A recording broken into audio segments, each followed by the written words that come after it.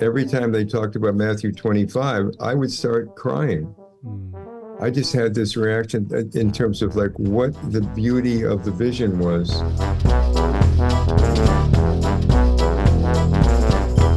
You're listening to Good Faith Weekly. I'm Mitch Randall. And I'm Missy Randall. We're here each week exploring the intersection of faith and culture. We find people who stand up, speak out, and step forward. For inclusion, freedom, and justice for all. It's time for Good Faith Weekly. Brought to you by Good Faith Media.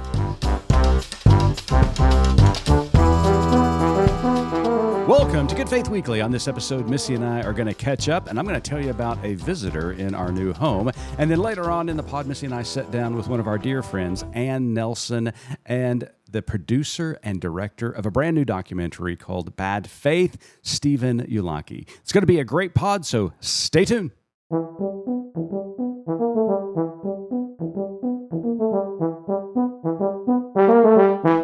Hello there, Missy. Hey, how are you? I'm well, and you? I'm not so well. Oh, no. I know. Our regular listeners are well aware that we are in the middle of a reno project that is... Indeed we are. ...becoming a bigger project than we anticipated. Just a tad. On a little house that we love and really hope to be able to live in someday. So yeah, we've just reached that point in the project where things seem a little bit insurmountable, overwhelming. I am having a day where I'm having a very hard time seeing the light at the end of the tunnel at all, or that there is an end to the tunnel. And then something happened today that I feel like might be an omen. Well, yes. I know. On many different levels. So we're not living at this reno project, but I am still officing there. Because there's exactly one functional room in this house. One room, and I've occupied it. And you've claimed it. Yeah, I have. I do let you on the front porch every now and again. It's about as far as I want to go at this point. So I'm in the office, you're away, and so I walk out of the office. I can't remember why I walked out, but I walked out, and lo and behold, I walk into the living room, and Missy, hand to God, staring right back at me is this black cat in the living room. So you're inside our home, doors closed, and you walk to the living room, and a black cat has literally crossed your path in our home. Standing right there. I mean, we lock gazes. We have this stare off for just a moment. I mean, here's the thing. This would be surprising if the cat had no point of entry to our house. Exactly. Right? Yeah. Okay. Yeah. But, you know, the irony is there is a point of entry because there are several holes in the floor of this home. So, yes, it's a crawl space, old house. So, obviously, the cat's been under the house and it's just, made itself at home, just coming up through the floorboard. We don't know how long he's been squatting there, but hey. Yeah, he was looking at me like, what are you doing in my house? I know. So, the funny thing is, not only is it the black cat, right? Yeah. But also, you are terrified of cats. I'm so terrified of cats. They're going to scratch my eyes out at any second. And you're also highly allergic. Chew. Yes, so I am. On 3 levels, this time. is not a good sign. It is not a good sign. So all that to say, I feel that light you're seeing at the end of the tunnel, I'm quite certain it's a train, which we live by. We do, oddly enough. Well, no, we don't live by it, but there is a train that goes by that house, which oddly enough, I love the rumble of the train. Yes. I don't know. I love that, but I guess, yeah, you're right. It might be the train coming at me. So stay tuned. Hopefully, that light turns into something besides a train. We hope so. So with all of that going on and feeling very consumed with it, I do feel very out of the loop of anything that's going on outside my very small bubble now. Well, there is a lot going on, and I've been trying to keep up with the news. A lot of serious topics that are unfolding not only across this country, but around the world that we could talk about. And please go to goodfaithmedia.org because we've got some outstanding writers who are addressing these topics. But there was one story that really caught my eye this week, and it comes out of Florida. And of all people, a meteorologist in South Florida on NBC6 down there, Steve McLaughlin. Mm-hmm. Steve, during his nightly, forecast, hey, it's going to be hot and humid, and we're going to get some rain in the afternoon Florida forecast. I'm feeling a Saturday Night Live skit coming on right now, right? Yeah. So Steve McLaughlin begins this monologue by calling out the legislation that the governor of Florida just signed into law that McLaughlin and others are calling the Don't Say Climate Change bill. And these three bills put together are actually rolling back some very important environmental laws that were supposed to reduce greenhouse gases as well as call attention to climate change in South Florida and, well, in all of Florida. And McLaughlin just says, in a time where Florida's having record temperatures, record rainfall, record floods, record insurance rates, that this is not the time to be pulling back environmental regulations and climate care policies. And he just does a brilliant job. We're going to put the link to his monologue in our show notes, but just does a great job just indicating the importance of climate change and the just the fallacy of any kind of legislation or mindset that would ignore it or roll back climate change legislation at this point in time. So it's really interesting that that's what you brought up, because this morning as I was frantically trying to flip through the news and, again, get up to speed on anything going on outside our little world, I kind of caught the tail end of two stories, which happened to be really related to what you're talking about. One was a story about a long-term Lyme disease. Really?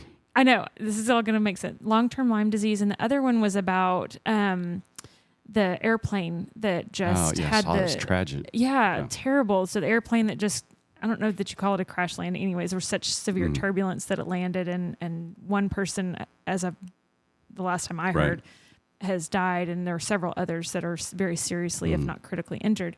Anyways, at the end of this newscast, they were referring back to these two stories, and they said, both of these things can be attributed to climate change. I don't know how the Lyme disease works. I didn't hear that part, but they were saying with the airplanes that the wind shears are becoming so extreme that it's affecting the safety of air travel. Yeah. So it was, I don't know, it was just really interesting to hear that and to think about it. You and I have talked about before, somewhat in jest, how climate change is affecting air travel, and trying to convince people to take it seriously.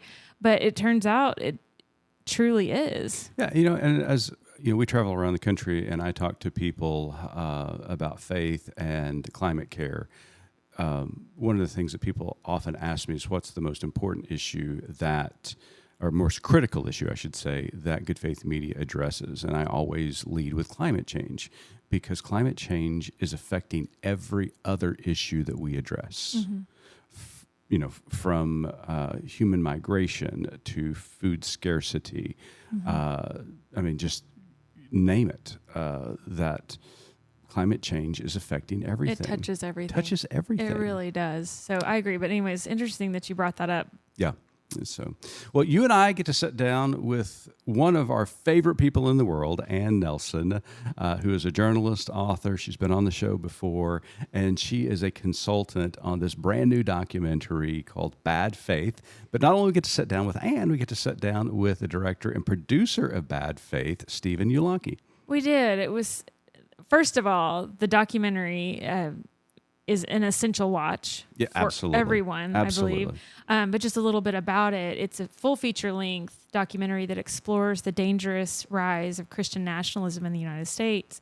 It's part archival, part chronicle, part expose, but it reveals the secretive political machinery that has sought to weaken and really destroy our democracy in order to, promote an authoritarian vision. Yeah. We often talked about Ann's book, Shadow Network, and I often say it in the interview, that it's one of the best researched books that I've ever read on connecting the money and the network in association with the rise of the religious right, what we now call Christian nationalism.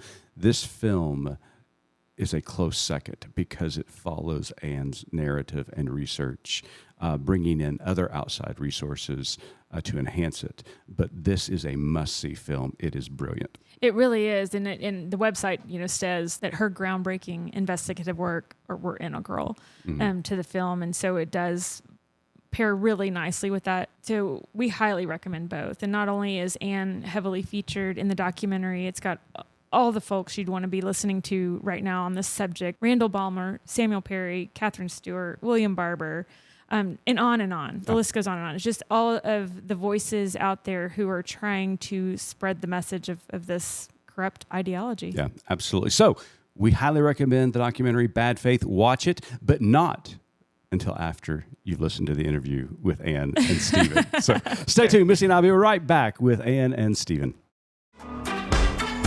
You know, Missy, I really enjoy recording this podcast with you each and every week. Do you? Well, but this is not the only thing we do at Good Faith Media. It's not. We have so many offerings for you. We have a plethora of podcasts, videos, news and opinion articles, Bible studies, books, and much, much more. Find us at goodfaithmedia.org.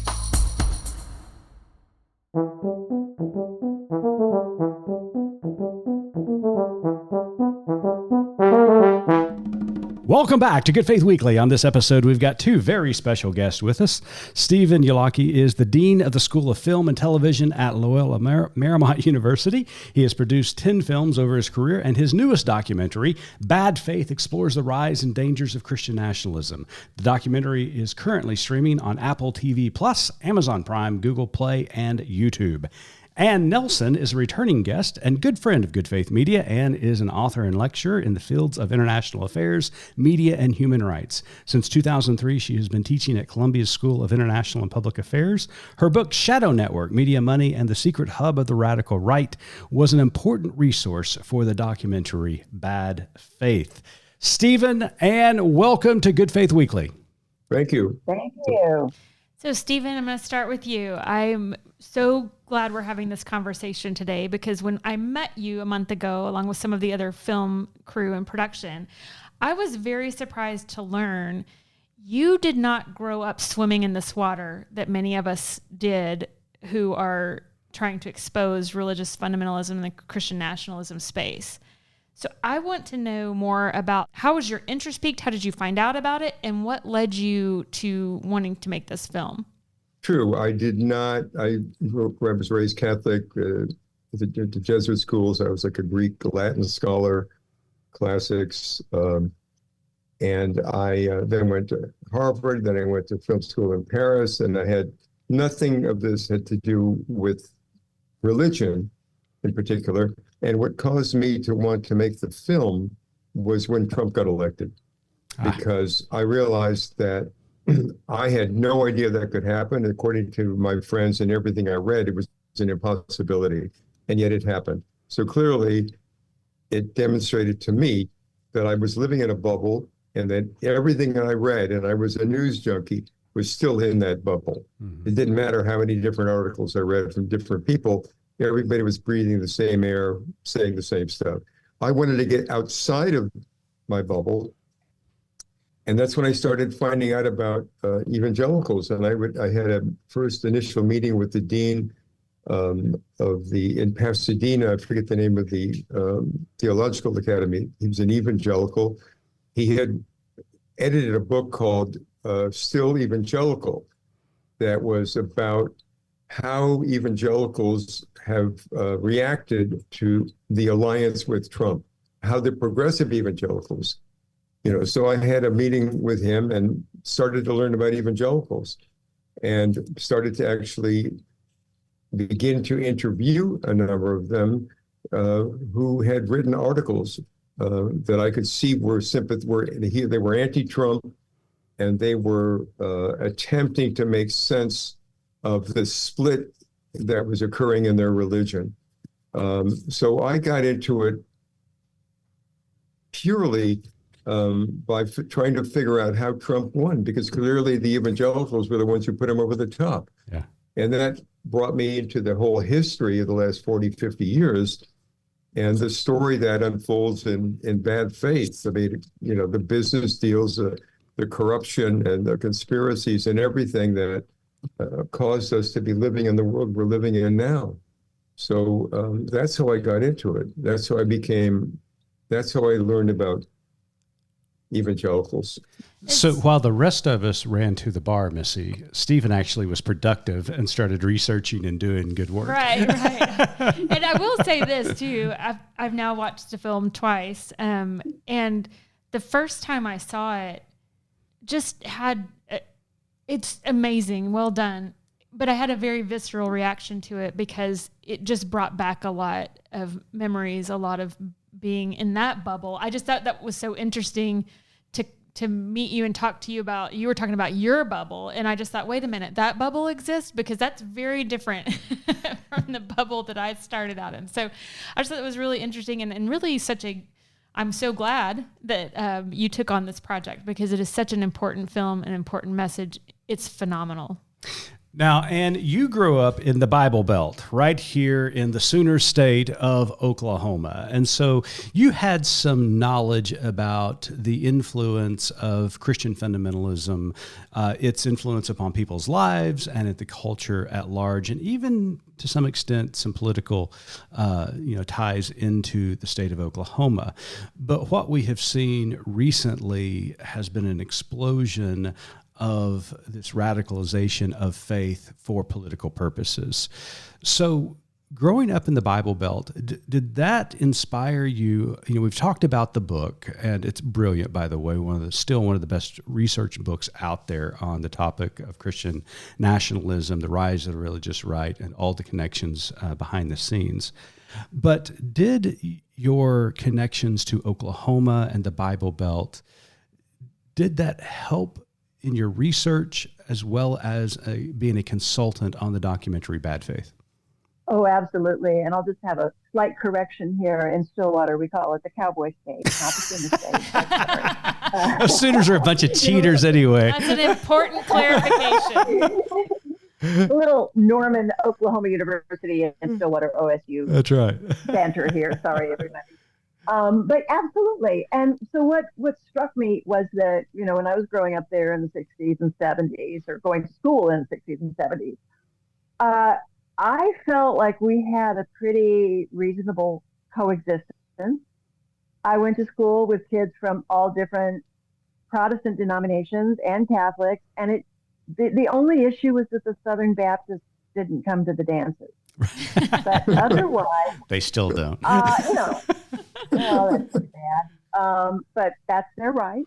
But we, as you know, we had Democrats and Republicans in government, and you could not tell what party people were voting for based on their religion, right? So Jimmy Carter was a Southern Baptist. That was fine.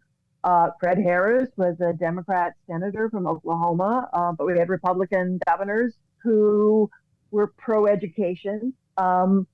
So it was a purple state that seemed to be gradually advancing in issues like improving civil rights, investing in education, other things that were helping to make life better for people. And that's one reason it was such a shock to me to see how radicalized politics were in Oklahoma and how much they fell down along religious lines. So now what church people go to is largely predictive of how they're going to vote. Yeah. And I learned in researching my book that one reason for that is that the pastors have been mobilized and turned into political spokesmen for the Republican Party. And to a degree that I could never have imagined, and where they're being the vehicles for registering voters, driving people to the voting booth, telling them how to vote, distributing campaign materials in their church services. And if pastors object to this, they face a very possible backlash. So in terms of the last 40 years, this is new. And I mean, you and I have talked about our faith and our backgrounds growing up here in Oklahoma. You have conducted all of this research and you have provided your knowledge and expertise to this incredible documentary that Stephen and his team have put together. As a person growing up in Oklahoma, as someone still connected to this long tradition of ours, what was the moment for you, the aha moment in your research that informed you that this was something different than you experienced in Oklahoma? This was something that has turned dangerous. Well, because I go to Oklahoma and visit my elderly parents quite often, I will drive to the store with the radio on and listening to, just turning the dial and happening upon Christian fundamentalist radio programs was a really important part of my revelation. And, at the time that I started this, I was teaching at the Columbia Graduate School of Journalism in New York. So I was really immersed in media studies. But I'd also run a nonprofit that said, if you're tax exempt, you're supposed to be nonpartisan. Right. So when I came across these radio stations, which blanket Oklahoma, which blanket many of these Midwestern states, you cannot drive to the grocery store and evade them, right? Right. I found that there was this whole world here that was invisible to my colleagues at the Columbia School of Journalism that was telling people that it was a sin to vote for a Democrat. Mm-hmm. And they were doing it with a tax exempt status, which was not exactly legal. Yeah. So that's when I really started to dive in. Yeah. And try to see what was going on. Yeah. Well, I'm so glad you did. Again, the book and the documentary is fabulous. So, Stephen, you were not steeped in this culture, as we've already discussed. So in your research leading up to the film and even while making the film, what surprised you the most that was revealed in this process for you about this movement? Okay, good question. A couple things. At one point, about a year into doing this, I realized I was not able to connect in any way with the people that I was reading about and that in some cases were interviewing. And I wrote something just for myself, a letter from somebody who was an evangelical, dated 2134, recounting how in the last 15 years they had taken over the country. And I put myself in the voice. I was trying to figure out just creatively not to have this elitist, patronizing, condescending attitude to people whose educational levels seem to be not up to the task. Mm-hmm. And people who, frankly, I probably felt wasn't interested in their opinions about anything. And I realized that was not an attitude that was going to help make this documentary meaningful. Mm-hmm. So I had to get into it to the extent to realize that these people firmly believe these things that they have been told by their pastors over years and years and reinforced by their parents and their friends. And it wasn't a question of being stupid. It wasn't a question of being, all the different things I might imagine. No, they were living in the kind of world that Anne described, in which there was no other view other than that one that was pushed. So anybody would end up with that set of beliefs. And that enabled me, that kind of freed me up in a way to not look at them as some kind of bizarre creature. Who are these people? Right. I got it. They were all victims, basically. And then in terms of an aha, I would say that reading Anne's book was a major milestone for me in the film, because it enabled me to go below the obvious visible surface of the movement into who was financing it, how long they were doing it. And as everybody has acknowledged, it's a brilliantly researched and written book. And I think in particular, it was on page 92 that she brought up what we call the Weyrich Manifesto. Mm-hmm. And so that was the moment when I realized, which I had not realized before, that these people, I should have, but didn't, that these people are absolutely anti-democratic, and that they have realized that there's no way that they're going to win unless they destroy democracy and are able to take over and plant their own theocracy. Yeah. And that was a shattering moment for me. And that's what gave a lot of impetus to the film, and I think a lot of the power of the film. And paradoxically, I think it's also the thing that people have the hardest time accepting when they see the film. And when people do accept it, the film has maximum impact on them. But there's a denial all across the country that we're dealing with forces that are essentially anti-democratic and are attempting to destroy the democracy in our country. Mm-hmm. I don't think people can realize that. The New York Times doesn't realize it. Right. Washington Post, other mainstream, whether it's for whatever reason. But that, to me, when I uncovered that and saw that, that made me realize, okay, more than ever, I've got to finish this film. It took 5+ years, more than I thought it would. But that I had to finish it and I had to get it out, because this is absolutely essential for people to know, because they are not getting this from anywhere else. And so I was very thankful. Had it not been for Anne and her book, I would never have come to that realization. In the documentary and in the book as well, you talk about so many key players in this, what we know of as the current day religious right movement. But let's talk about Paul Weyrich as one of the early architects, and explain to us how he constructed this, how he galvanized the fundamentalist Christians into such a powerful voting bloc. He had been working on the Goldwater campaign back in the 60s, when there were two other young men that worked on it as well.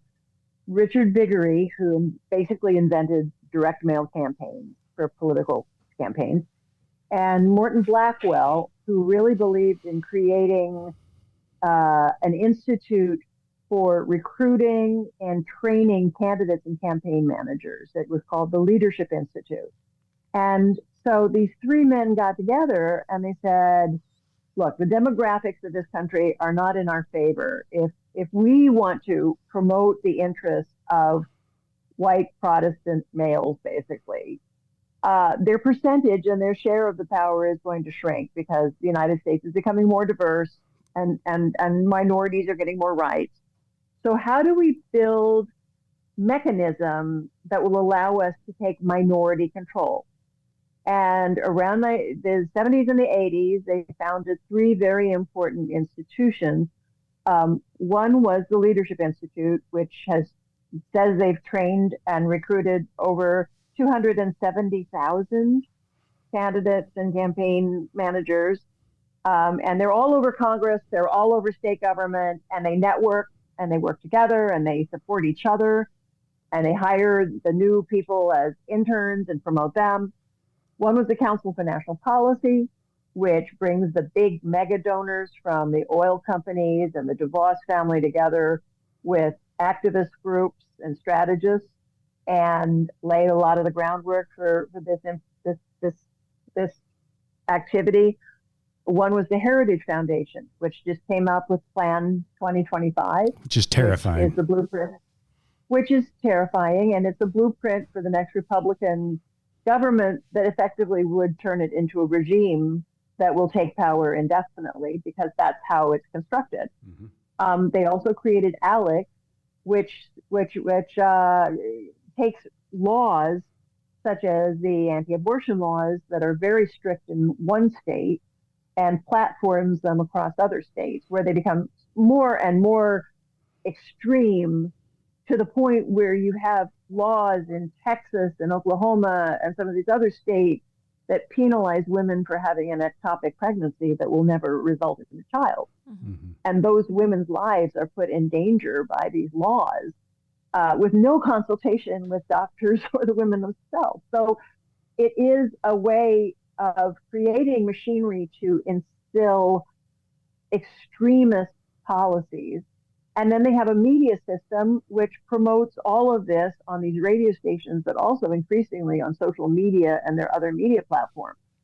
So when you go to these communities, people in these churches are being fed things that are utterly untrue, right? Just absolutely false. They're being told that Democrats support the execution of healthy babies on the day of birth. Right. That's false. That's not true. But I speak to people who absolutely believe it, because that is what they're being fed by these media systems. Connect that to data mining. And I know I hope you understand. That was mind-blowing. Because that's one thing that you, early on when we met, kind of talked about. And then, of course, in the book, and I know probably a lot of our audience knows this, but you're able to talk about it in such a way that I don't know, it's always kind of blows my mind to think about the intricacies of this. So, and I think it ties into what you're saying, people who absolutely believe this. Who are those people and how has their data been mined? But it goes to what Stephen was talking about. These people are victims and they probably don't even know it because of this data mining. So, Well, and there are just various approaches that they use to get into these people's lives. So one of the early approaches was financed by the Koch brothers in 2010. It was called I-360. And what it did was collect data from voter files that showed what party people were registered for and when they voted. And it connected that data to commercial data, so what they watched on Netflix, what they bought on Amazon, and created this incredibly intricate file on basically every voting American. And then they crunched it into these profiles so that when people went door knocking for Republicans for individual homes of prospective voters, they'd know who that person was, what they cared about, what they spent money on. And then they would give the door knockers a crafted script designed for that individual person. So, for example, if you had a Catholic mother of 7 who gave money to anti-abortion groups, they would talk about abortion. If the guy next door to her was an NRA member who had a home invasion and lots of guns, they'd talk about guns, right? And the Democrats had nothing remotely like this. Now, I've just found out this week about a new suite of cell phone apps that have been developed for these groups. One of the organizations that is using one of the apps is Turning Point USA and Turning Point Faith, but there are others. And when people download it, usually unknowingly, they give it permission to download their entire list of contacts on their cell phone. Oh my gosh. So think for a minute, who's, like on your cell phone, you could have your next door neighbor, your kid's teacher, your exterminator. Mm-hmm. You've got, yeah. Many, many people, and they get those numbers, and you also give them permission to send messages to them in your name. Is that what's been happening to you recently, Mitch? Maybe that is what he has been complaining. He's had a sudden rash of junk texts and things. He's like, somebody has sold my number. Right. But maybe it's Yep. So you download these apps and it takes over your phone. Mm-hmm. Wow. And you're told, and this new generation of apps, which I have just learned about, also tells them who the prospective quote unquote Christians are in their neighborhood that they should go approach and tell how to vote. Jeez. Right. So they're using the church. They're abusing people's faith. I mean, I'm sorry to release my anger, but I this makes me angry. Abusing people's faith to manipulate them politically with things that are not true. And I'm fine with having a good and honest discussion about difficult topics, right. Whether it's abortion or anything else, but base it on the facts. Yeah. And also base it in reality, because if you say don't vote for a Democrat because she's a demon, that is not a fact. Yeah. And that is dangerous. Right. And they literally tell people that Democrats are demons. Mm-hmm. Well, they believe it's a fact. Yeah, they do believe it. They do. And as I like to say, they pay no attention to the Sermon on the Mount. They're all involved with Revelations. That's the only book that they like to quote. That's what I was about to say, Ann, is that as you were describing all these tactics and strategies, I must have missed that in my seminary education. It must be one of those lost gospels that didn't get canonized back in the good old days. The Book of Mammon. Right. A very important book. Exactly. It is maddening, Ann. You're right. It makes you so angry to think about how people are being taken advantage of and manipulated. And I know, like I shared with you guys a little bit ago, watching the film for the first time, I was so glad we were sitting in the room with a bunch of people and it was dark, because I sobbed. I mean, it was hard to see that and to be taken back to that place and think what that was doing, you know, in my life, in my family's life, all these things. Yeah. But what I want to know, Stephen, is what is the response from the viewing audience who isn't having a trauma response to the film? What has been the response from the audience that doesn't? Stephen, before you answer that, the visceral response that Missy had at the movie or at the screening and now is a lot what I've had as well. Because what people don't realize is that this strategy that is intended to create a voting bloc and minority rule in this country has deep effects on children. And I can remember growing up in fundamentalist Christian homes and churches, and especially churches, and being told things by my youth minister and my pastor that absolutely terrified me, that had nothing to do with the gospel, but they had tied that to end times theology, to eschatology, and were convincing us that if we were to be good Christians, we had to vote a certain way in support of certain political platform, or the world was going to end. That's a lot of pressure on a 10-year-old. So those are the kinds of worlds that we grew up in. And so your film highlights all this, and it takes us back to those moments. So are people outside of our ecosystem, are they understanding? Are they, being convinced of this thing that's happening? Well, let me say this, that to your experience as a child or as a young person, being raised as a Catholic was terrifying.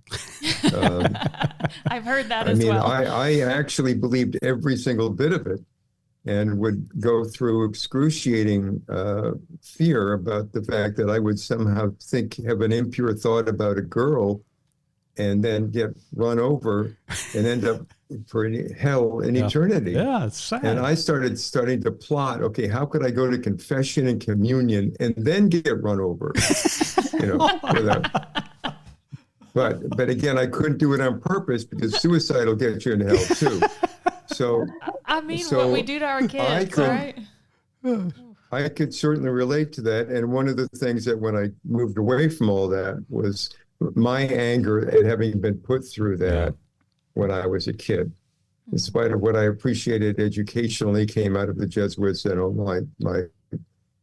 the other part of it was really pretty awful. And so therefore, an absolutist political or absolutist religious attitude that we are the only right religion, you do what we say or you go to hell. I had that experience. Mm-hmm. I could understand that. Of course, it wasn't at the service at the time of a political party. Mm-hmm. It was more just a means by which they could control you, and it was very effective as a means of control. And other people, I actually had an interview yesterday with Jim McDermott, who is a Jesuit, who is a journalist for the Religion News Service. And I know Jim from my time at LMU, and we were talking about he said, how come you don't talk about the Catholics? And I said, well, you're right. That's a whole other thing that can fit in there because conservative Catholics are same situation, same thing going on. But anyway, I've managed to forget the question. Just what's the response from an audience not like us? Is it getting good response? Are people watching? Are people sharing? Every one of our listeners needs to watch this film and read Anne's book. That just needs to happen. But what are you hearing? What's the feedback that you're getting? Well, I'll tell you what I encountered, and Anne can come in too because she was present at a lot of these. I would say people, there's different categories, but most people are stunned, just stunned. Yeah. And very frightened. A number of people have come up to me and said, you have to show this film to everyone. My neighbors have to see it. My family has to see it. The country has to see it. And they are in a state of shock in a way because the film got through to them and told them something that they didn't know. Many people say, I had a vague idea about this, that, and the other thing, but I had no idea it was such a concerted plot. I had no idea that dividing the country and destroying our faith in democracy was part of the plan. Mm-hmm. I had no idea that they actually planned to create a theocracy. All of these things. And so people were shocked. And a lot of people say that they want to either host a screening. They are, and then a number of people are also really stunned and maybe frightened. And what both Ann and I have said is that when you see the reality of it, use that. That's a source of strength. Fight back. When you realize what the problem is, now you have an obligation to actually fight for the democracy. Like Ann says at the end of the film, democracy is fragile, and it's up to us to defend it and to protect it if we want to keep it. Mm-hmm. So you try to turn it, whatever stunned reaction they have, into an activist. I mean, you want people to become active from seeing the film, not stunned and then decided, okay, this is too depressing, I'm out of this. Mm-hmm. See, that's the advantage of having group talking and Q&A afterwards, so that people can get these feelings out. And I think you have more strength when you're seeing the film as a group than if you're seeing it in an isolated manner. And you could, So Stephen, I got one last question for you, and then one last question for Ann before I turn it over to Missy for our final question. My question to you is this.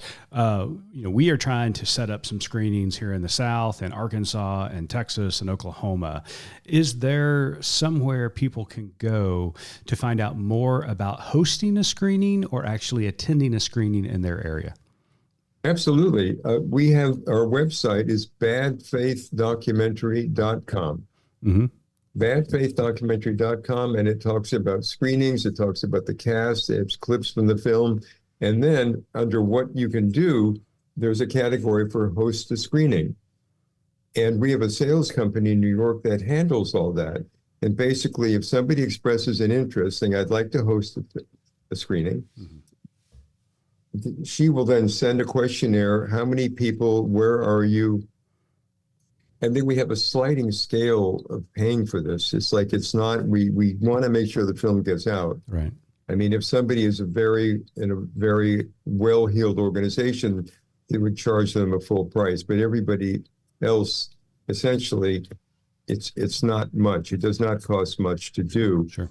And there's all sorts of materials that can be given you. Of course, the trailer. There are all sorts of things that we do to try to encourage people to follow through on that impulse to want to host a screening and want to do their bit to spread the word. So it's badfaithdocumentary.com. Great. And I'd like to say something to Missy's point about the traumatic aspect of it. I think that's a healthy response. I think Christians in this country, many, many millions of us, have known something is really wrong. Mm-hmm. Because when you see people attacking the Capitol and assaulting police, carrying a cross, you say, wait a minute, that's just not right. Right. But what Steve's film, Bad Faith, does so well is connect the dots and tell the story in a way that you can accept. And I think that before we can move on, we need to grieve, because this isn't just an attack on our democracy. This is an attack on our faith. Absolutely. Right? Christianity has suffered from this. Mm-hmm. And so right. we need to experience and then work together to restore our fellowship with each other and our community. Yeah. Well said. Well said. Yeah, absolutely. Again, I just want to jump on that too, because that was the other thing that hit me early on. Wait a minute, this is an attack on our democracy and on religion. Mm-hmm. So this is like, it's even more. I'm use the word demonic, but I mean it truly is. If you want to talk about the devil, yeah, absolutely, which they do. Yeah, they do, absolutely. So before we get to our last question, I hand it over to Missy, and you may not be aware of this, but we are in an election year. And the Christian nationalism, right-wing fundamentalist Christian rhetoric is ratcheting up as we head towards the general this fall. For over a decade now, this type of rhetoric and this type of politic as well as theological walls that have been built have been breaking families and relationships up. Too many to count, to be quite honest with you. As someone who has researched this, who've gotten into the weeds and have done interviews and talked to people across the country, do you have any advice for people who are alarmed by this, who are concerned by this, and want to be proactive in countering this, but in a healthy and productive way? It's one thing, we don't want to become what we decry. And so how do we engage some of these people who see this film, who know what they're seeing is not right, but are still having a hard time with it because they're so ingrained in this Christian nationalism culture? So what advice do you have for those people who are looking to engage and counter this here in Main Street, USA? Well, I think, first of all, the key word is engage, not confront. Mm-hmm. And, I just have, and my experience is that if you sit down with somebody, and say, do you really think that anybody in this room is a demon? Really? It defies common sense, and a lot of people have a residual common sense. Mm-hmm. Another thing that's so important is to just find some common grounds for information, and just whatever it is. And supporting your hometown newspaper is a huge factor in this, because people have more trust in their local journalism often than they have in national journalism. And if you could just say, let's just find some kind of acceptance of what a fact is, mm-hmm. right? Now we can, and if you can nudge people towards fact-based media, including, ABC, NBC, and CBS, the Wall Street Journal news pages, there's just USA Today, there's all kinds of places you can find real journalism, and nudge them away from these platforms that are designed to create dissension and hatred by perpetrating untruths. I don't know how much of this can be accomplished before November. No matter what the results are in November, the process will have to go on beyond that. Absolutely. Yeah. This is and we have to connect across geographical boundaries in this country. I happen to live in New York, but I have to keep talking to Oklahoma and everywhere else I can go, and connecting and listening. We have to listen to each other, but also in our communities, across the street, across the town, across the state. And that's one thing that I love about both good faith media and, bad faith the movie. That's those connections are what it's about. Right. Absolutely.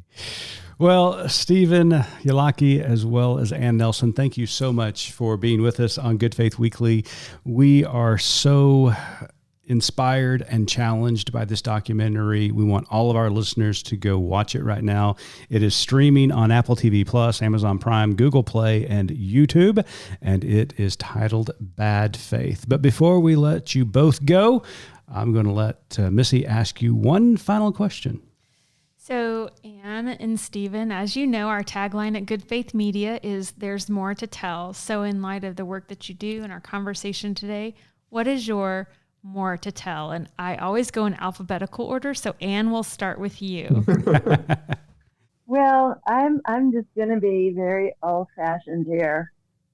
If anybody wants to talk to anybody about religion and politics, I think the more to tell is in the book of Matthew. You go to the Sermon on the Mount and you say, all right, read that first and then let's talk politics. Fine. Let's talk religion and politics after we consider the words that we were given. Love that. Great. All right, Stephen, how about you? What's your more to tell? Well, let me follow up on what Ann said, then I have another one. When I was interviewing Reverend Barber, and he talked, or Jim Wallace of the Sojourners, every time they talked about Matthew 25, I would start crying. I just had this reaction in terms of like what the beauty of the vision was, and how it's been completely savaged and abused and And I think that that's so important. What Ann said, it's like do you believe this? When I originally started, I thought, wait a minute, this should be easy. Let's remind people to read the Gospels. Mm-hmm. Let's remind people what Jesus said. Then I realized they weren't teaching what Jesus said in the mega churches. So that's a problem. People should ask to go back to the literature, go back to the Word, and then go from there and see to what extent their political aspirations coincide or don't with what they've read in the Gospel. Finally, with respect to getting the word out, Anne and Kyle and Nancy McLean are going to be spearheading a speakers program across the country in which people who do host screenings are going to have the opportunity to have an Anne or a Nancy or a Kyle come and host a Q&A, because you're planning on having right. Anne come, but we're putting together a whole program which is being financed by one of our funders of the film. There's a discussion guide that you know about because you worked on it. Mm-hmm. So I would tell people that it's not only getting a film, but you also have the opportunity to have a real educational experience and a visit by somebody who's truly an expert, in this. And I think that's really, really important. And I'm really pleased we're doing that. And I really appreciate the work that these women will be doing. That's what I want. That's my last word. Excellent. And Stephen, thank you so much for joining us. You are always welcome back to Good Faith Weekly, and make certain listeners to check out their documentary, Bad Faith, streaming probably wherever you watch your shows. So thanks for coming on to our podcast. Thanks so much. Thank you.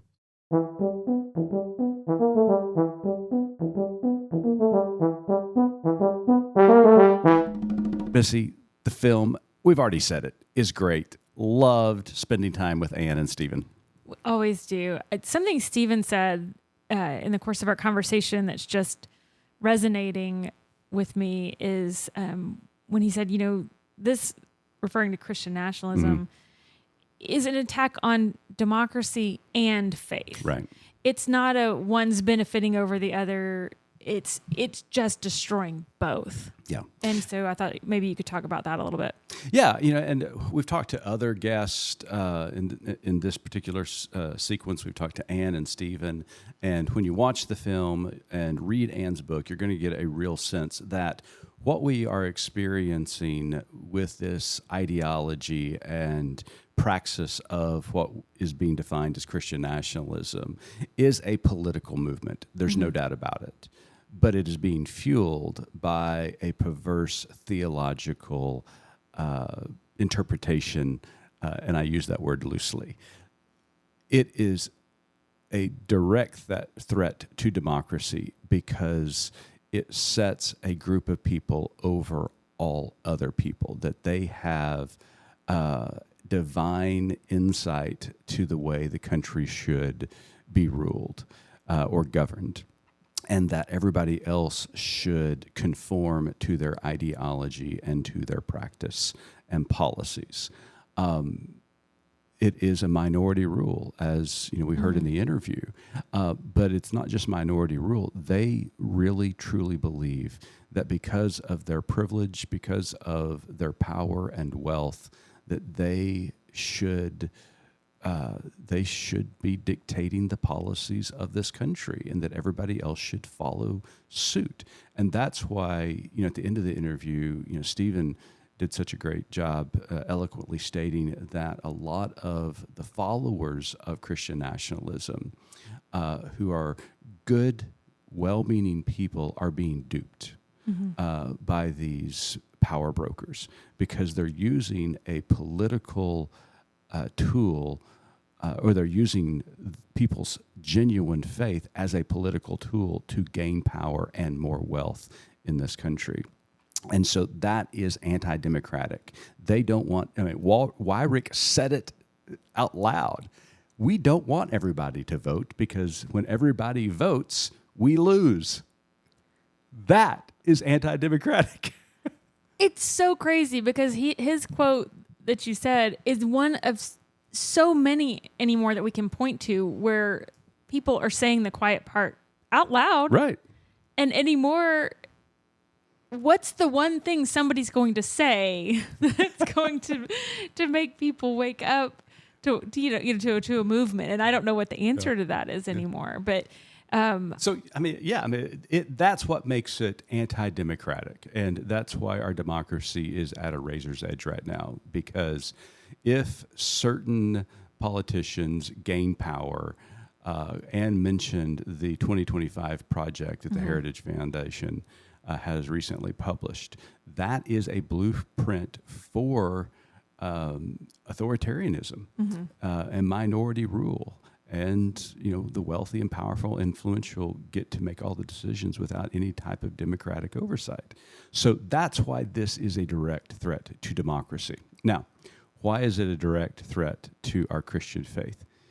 This ideology is so, this ideology is so pervasive to Christianity, and particularly to the teachings and example of Jesus. It's almost laughable if it wasn't so scary. William Barber says it's best when in the quote in the movie when he says, they may have their president, but they don't have their Jesus, because Christian nationalism has to exclude Jesus, Jesus' sayings, Jesus' teachings, Jesus' example, in order for this ideology to be effective. And so it bears no resemblance of Jesus whatsoever. It is a true heresy from the standpoint that it leaves Jesus out completely. Yeah, in fact, I have a note here. Jonathan Wilson Hargrove, who's also featured in the documentary, he talks about that very thing. He just says this movement is not about emulating Jesus. It's about scaring white people into believing there's an enemy out there that will obliterate you. And then they talk about in the film, this leads to a church growth movement for angry people. Yes, that was a great quote. And I thought, oh, that's so true. And so it does. It just perverts the whole ethos of our faith and what we're supposed to stand for, as Jesus followers. Yeah. So, that's a great point, because a lot of people will ask us why we spend so much time countering Christian nationalism, because it is a direct attempt to destroy two great institutions that we hold dear, democracy and our Christian faith. If one of those goes, both of them go. Right. And so we have to stand in the gap and call out Christian nationalists and their rhetoric and deem that false, anti-democratic, and anti-Jesus, as well as countering their theological rhetoric, because, in my opinion, it's nothing but heresy. So one of the things that also stood out to me at the end that Anne said, I love when somebody gives us something very practical and easy to do, because we do, as with our current living situation and with our current national situation. It feels overwhelming to try to fix it all. But Anne gave us a very, very practical task that also ties into what we were talking about in the intro. She says, support your local newspapers, support your local news. So because those are the people in the community who are still a trusted source of information. And when you get in an echo chamber, especially in rural areas where the only information a person is getting is whatever comes over their radio waves, which, in a lot of areas is intentional, right-wing propaganda. But by supporting our local newspapers, by supporting our local news, we can start to make a difference in those communities, which plays perfectly into what you talked about in the intro with the meteorologist, with Steve McLaughlin. Yeah. That, that probably took a lot of courage for him to stand up and speak out, live and on air.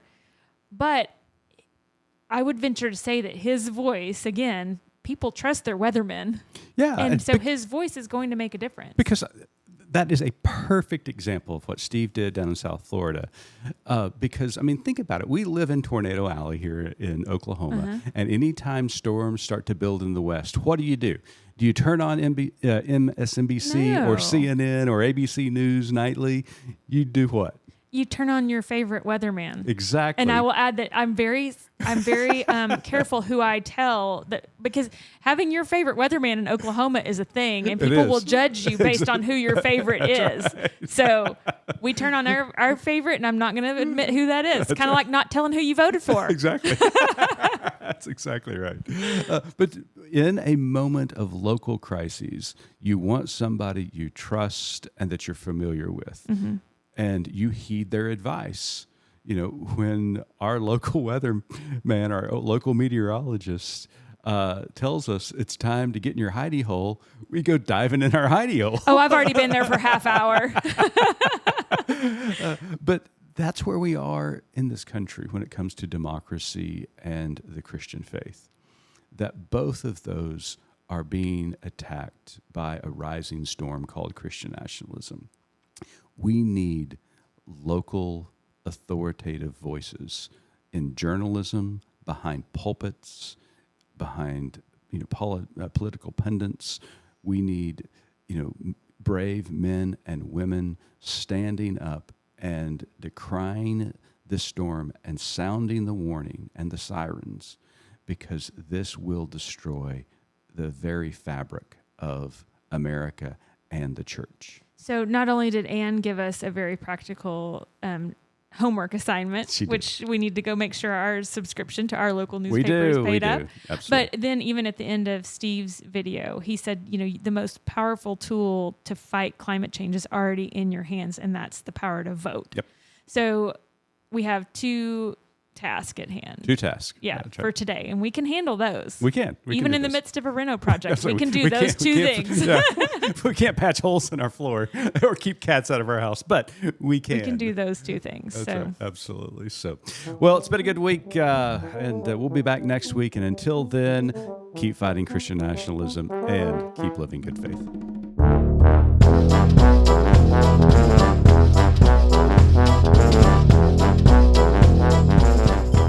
You've been listening to Good Faith Weekly, hosted by Mitch and Missy Randall. This weekly podcast from Good Faith Media discusses matters of faith and culture. Subscribe wherever you get your podcast and give us a like and a glowing review. We produce the podcast out of Norman, Oklahoma. Our music comes from Pond 5. And we're supported by listeners like you. Learn more about us at goodfaithmedia.org.